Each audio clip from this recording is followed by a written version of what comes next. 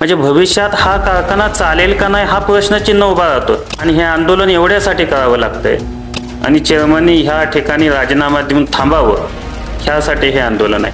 हे चेअरमन झाल्यापासून 20 वर्ष एक हातोटी कारभार होता. का राजीनामा का दिला पाहिजे ते? हे जे तुम्ही आंदोलन उभारलेलं आहे ते कुठेतरी सत्ता त्याच्यामध्ये पाहिजे किंवा अशा लोकांची चर्चा होती. म्हणजे ह्या ठिकाणून पैसे बाजूला गेल्यात आणि उलट इकडल्या बाजूनं कर्ज कारखान्या उचललं गेलंय. साखरेचा मोठा घोटाळा ह्यामध्ये आहे, त्याच्या RJD विभागामध्ये केस चालू आहे. कोट्यावधी रुपयांचा भ्रष्टाचार या कारखान्यामध्ये झालेला आणि चेअरमनांच्या वरती तुम्ही ठामपणे तो आरोप केलेला आहे. या आरोपामध्ये किती तथ्य आहे?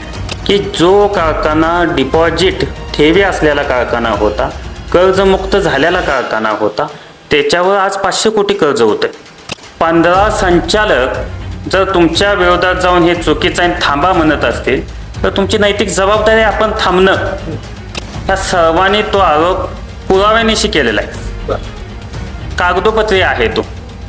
20 कोटी त्यातून बाजूला काढून घेतले गेले. म्हणजे कर्ज उचलून कारखान्यावर त्यातून सुद्धा पैसे बाजूला काढणं ही अतिशय चुकीची पद्धत आहे.